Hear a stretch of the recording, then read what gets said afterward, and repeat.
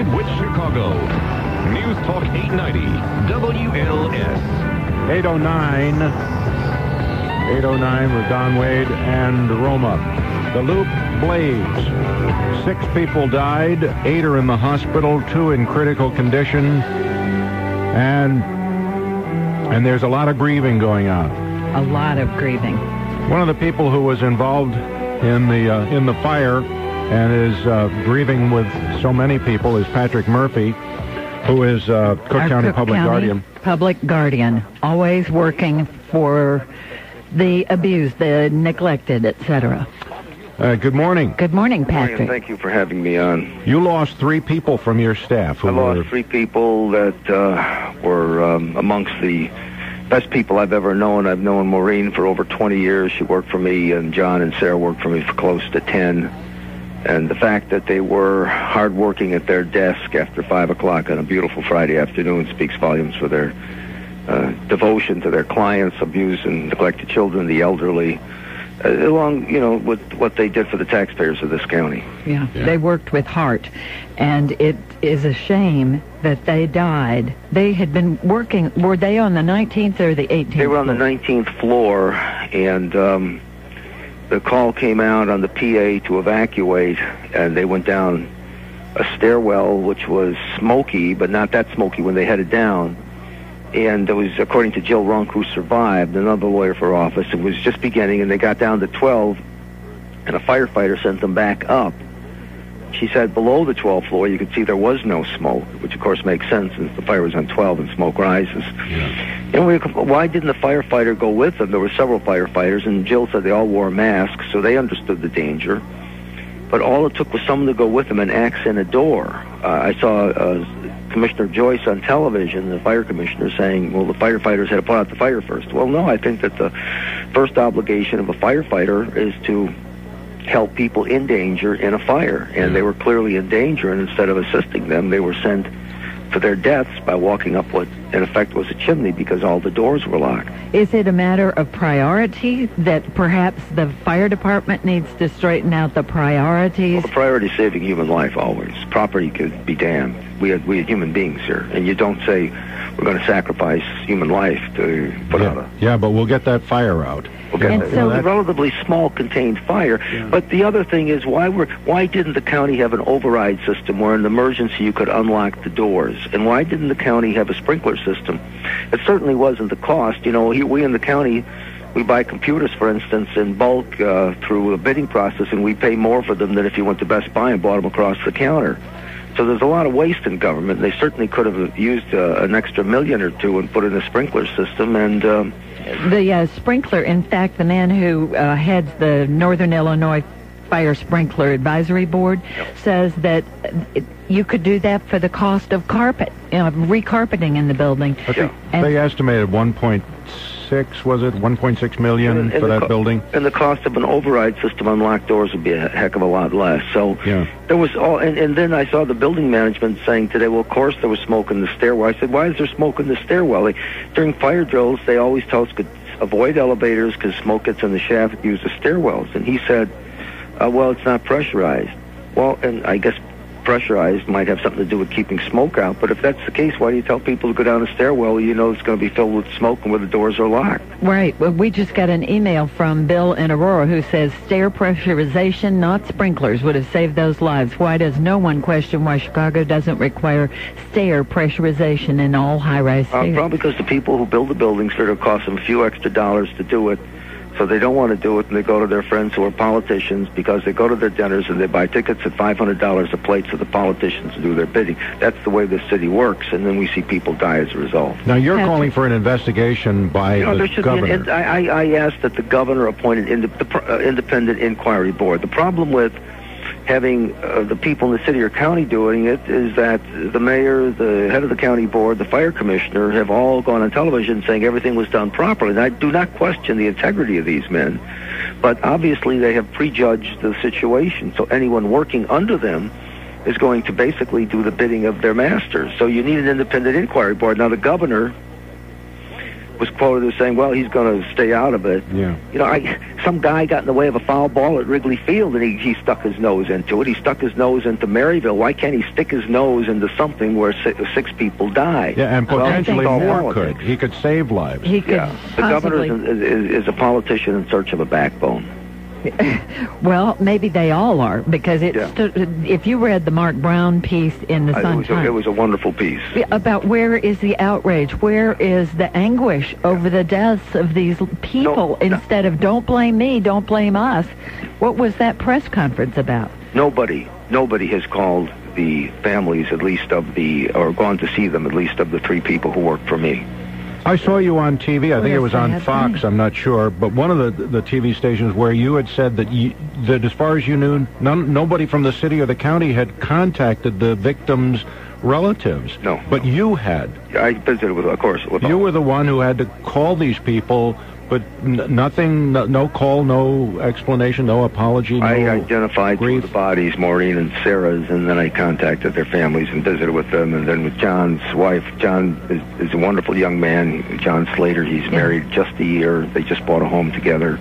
They were all such selfless people. They were very selfless, and in fact, Sarah was a severe asthmatic, and she had 2 very bad knees, and she couldn't walk up a flight of stairs on her own. John was an athlete who did the marathon and triathlon, and he could have easily gone up, and I'm convinced that Maureen and Sarah stayed behind to help. Maureen and John stayed behind to help Sarah, and that's why they died. Oh, I'll bet that's true. And the one who was able to make it to the 27th and go across to the other side and down and then tell the firefighters there are people in there trapped. That person was an just hour later ignored. She was ignored. Jill Ronk got separated from the others, and she's a lawyer. And a fifth woman, Carol Melton, also a lawyer, is in the Stroger Hospital in critical condition. She was alive when they found her, but she's still in bad shape. So 5 of my people were there, but Jill got out and she got separated from them, and she said she tried to go back down. The smoke was too great, and she couldn't. But she got to 27. A firefighter ultimately came up.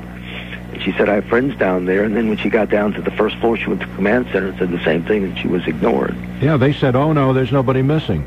Yeah, now by the time she got to the command center, maybe they were already dead, although maybe not, because Carol survived. Right. So we had Alderman Bernie Stone on, and he said it was management or security, whoever made the announcement to evacuate. Is that the first place that you look to change things, to save lives in the future? No, it's easy to blame to say that, but the fire department's training must be very poor if they send people up a smoky stairwell with locked doors without an escort. That's the first thing. They better improve their training techniques. I saw Commissioner Joyce on television saying we put out fires, but they also save lives. So that's one thing. The training of the fire department better improve when it comes to things like that. The second thing, they should have an override system. If they're going to have locked doors in buildings, there should be an override system, an emergency where they can all open. To trigger. Maybe people in the suburbs don't realize that most of these office high-rises in the city of Chicago have that one-way door where you can push the handle and exit that door, but once it closes, unless you wedge it or something, you can't go back into that Once door you're in again. the stairwell, there's no way out of the stairwell until you get down to the bottom. And the firefighters would surely have known that, wouldn't they? I would think so. I mean, everyone knows that in these buildings. It's the way they operate. And in my parking lot, when I go downtown, they have locked. I always walk down rather than wait for the elevator. They have phones in every floor, and there's an override system so that the doors can be opened. And that, it's a simple. It's a matter of probably a few $100,000, which is pennies in county government. Let me ask you, Patrick, have there ever been fire drills in the building? We had a drill very recently. And Really? They always say you go to the nearest stairwell and go down. Just go down the stairwell. That's exactly what they do it here. And they yell at you till you get out of the building. They time you, and they're just adamant about it. And I'm wondering, is that a worthless waste of time? After this, unless they do something a lot differently, it would seem to be. And, I lost my thought. I'm sorry. Well, the only problem with following the rule as we know it, to go to the stairway, don't use the elevators, use the stairway, is that in this particular unfortunate case, you had firefighters say, no, stop, go back up. Now, had they not stopped you from going down, then perhaps there would not be... Actually, if everyone had stayed in place and not left, they'd all be alive today. They would indeed. We had a call from a building manager this morning. He manages several downtown buildings, large ones. And he said the fire department tells them absolutely everyone has to evacuate or they get fined $1,500 per person if they're found in that area after they have set off a fire alarm.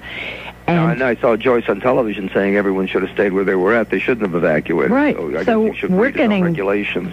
Definite contradictory messages. I like your idea of getting the governor involved because there apparently is a lot of political money involved here, a lot of pressure and influence that comes to bear, and it makes it difficult for these people to rise above all of that and be as objective as we would hope they'd be. Well, the people who manage the building are very connected. Very connected. Oh, yes. So, and everyone's scurrying for cover. And, I got calls from several people saying, don't criticize, talk about procedures, and wait a second, I just saw 2 dead people that I've known for years and years, and I had to talk to their families. Don't tell me not to criticize these people. Right. But Thank God for it's you. like they circle the wagons and they figure, they'll all go away and we'll all go to our political dinners and so on and so forth. I'm just disgusted. I'm so happy to hear your voice in this. I mean, not happy, that's certainly a poor choice of words because it's such a sad occasion, but grateful to hear you willing to stand up and speak out about it, Patrick. Well, I lost 3 very, but they were family, and I was very, very close to all of my work with cases. And Maureen was on the phone Friday afternoon, Maureen McDonald. She handled our funerals, and she took care of the money of our elderly ward. She had them over to her house for dinner, Thanksgiving, Christmas. She was on the phone at 4 o'clock on Friday saying, we got a funeral of this Mrs. Burdett, one of our elderly wards who died Saturday at St. Paul's Church on Fullerton. I want you there. Make sure you're there. She's, that's the way she was. She was a nudge, and she was, I had to tell her mother, I said, I tried to supervise Maureen for the last 22 years, and now I feel sorry for God who's going to have the same job. It ain't going to work. I saw her mom. She was wonderful. Yeah.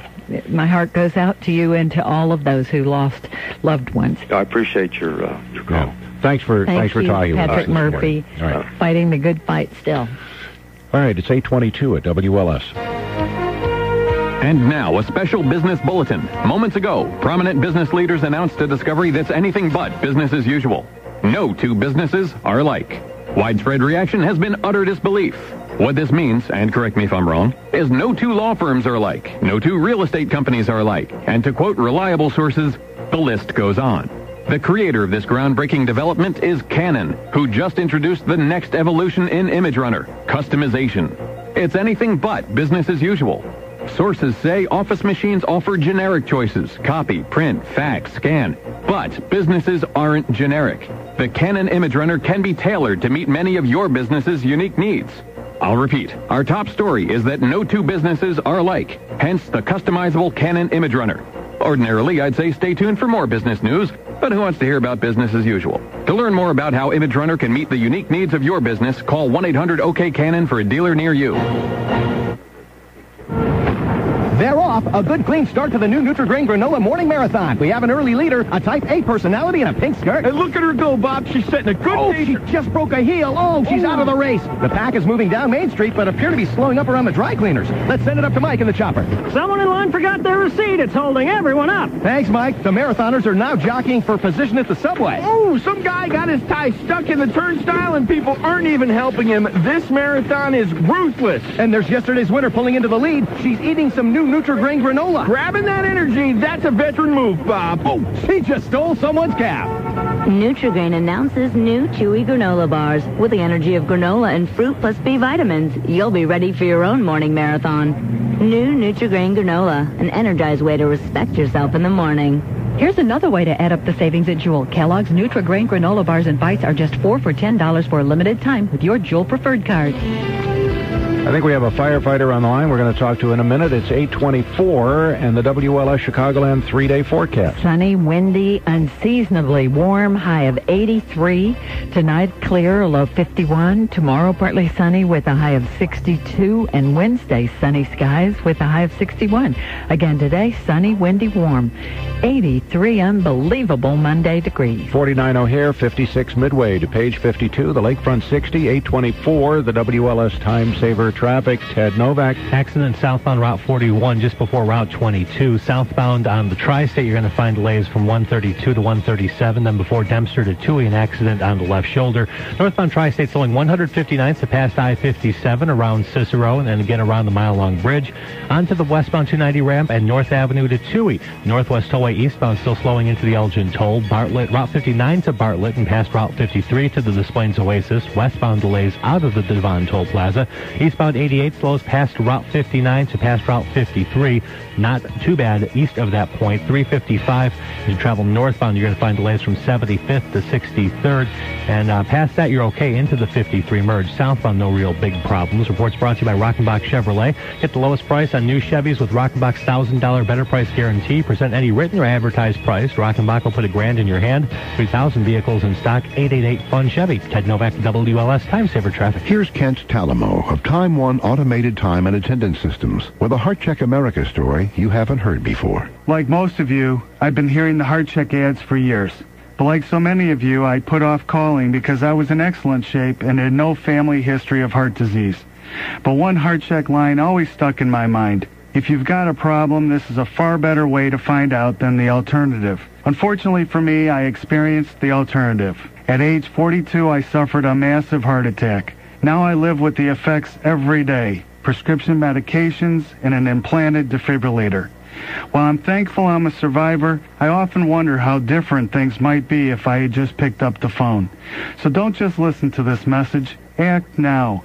Call 1-800-NEW-TEST. Believe me, it's an easier call than the one my family made to 911. For your scan for the early detection of heart disease, call Heart Check America at 1-800-NEW-TEST. Breakthrough beyond average. Breakthrough away from mundane. Breakthrough to Scapel Cadillac Hummer in Maryville, Indiana. This is Tom Administraion with Scapel. I'd like to invite you to test drive our quality vehicles. Scapel is Chicagoland's fastest-growing Cadillac dealer and Northwest Indiana's only Hummer dealer. Scapel combines 35 years of providing unmatched sales and service experience, a fabulous selection at the lowest price with the all-new exciting vehicles built by Cadillac and Hummer. The all-new Cadillac CTS and Hummer H2s are in stock, along with the Escalade and EXT. These are exceptional vehicles that break through like nothing else. Scapel is easy to find, just 2.5 miles west of I-65 on Route 30 in Maryville, Indiana. Scapel also sells more Buick and GMC vehicles than any other dealer in Chicagoland. We look forward to providing for your vehicle needs without any of the hassle or runaround. Visit Scapel.com, SCHEPEL.com, or call us toll-free at 1-888-894-6381. Experience the Scapel difference.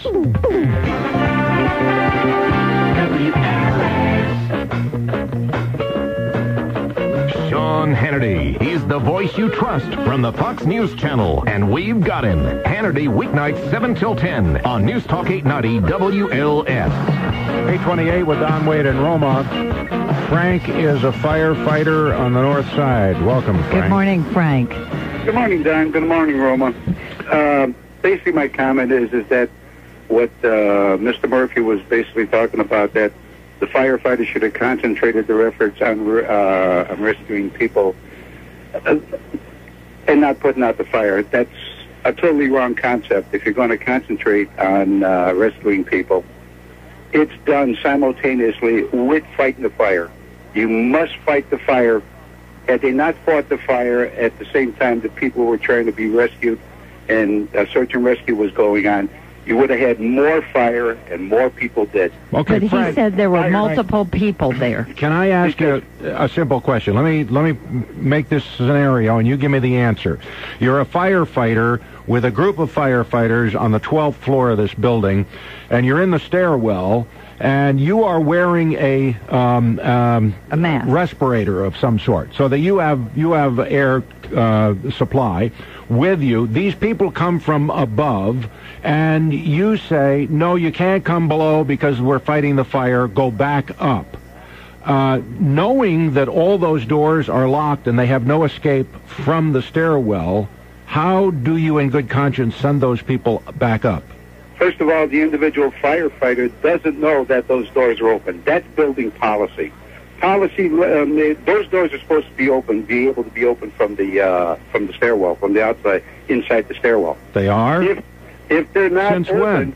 But none of them do. Not any of them we use.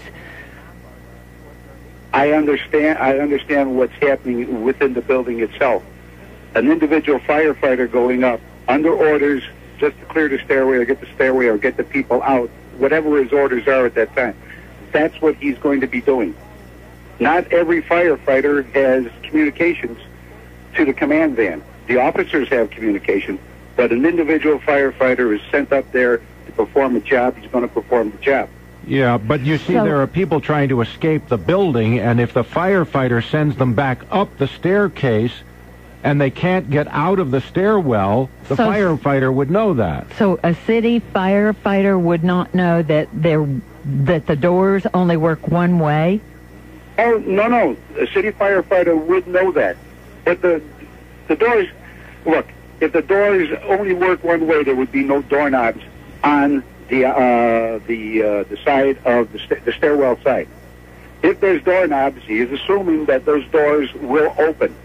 If there's no doorknobs, you know the door is not going to not go opening. It's locking. Those doors were basically on they had to be a policy to lock those doors so they wouldn't open from the stairwell side. Mm. Yeah, they do that for security. All right, Frank, appreciate your call. I understand they do that for security. All right, we got a break for the news. Appreciate your call, Frank. Frankly, I'm not buying that. It's 8:31, WLS. Partly cloudy, 55 in Chicago. Good morning. I'm Steve Scott with news on WLS.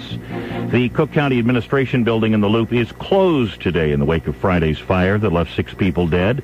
Public Guardian Patrick Murphy, who lost 3 employees in the fire, was on with Don and Roma this morning asking for Governor Blagojevich to launch an independent investigation. You need an independent inquiry board. Now, the governor was quoted as saying, well, he's going to stay out of it. You know, some guy got in the way of a foul ball at Wrigley Field, and he stuck his nose into it. He stuck his nose into Maryville. Why can't he stick his nose into something where 6 people died? Investigators think the fire may have started with a faulty light fixture in a 12th floor storeroom. There's been a deadly outbreak of meningitis in Chicago's North Side gay community. At least 6 cases so far. 3 men have died. The city now offering meningitis shots. A hearing is set for today for a student accused of sneaking box cutters and other banned items onto Southwest Airlines planes. Investigators say the young man did it to show holes in airport security procedures. Kobe Bryant should find out today if he'll go on trial on rape charges in Colorado. Legal experts are predicting the Lakers star almost certainly will stand trial. WLS Sports, World Series even at a game apiece now after the Yankees beat Florida 6-1. Blackhawks 3-1 winners at home over Nashville. The Bears lost in the last minute in Seattle 24-17.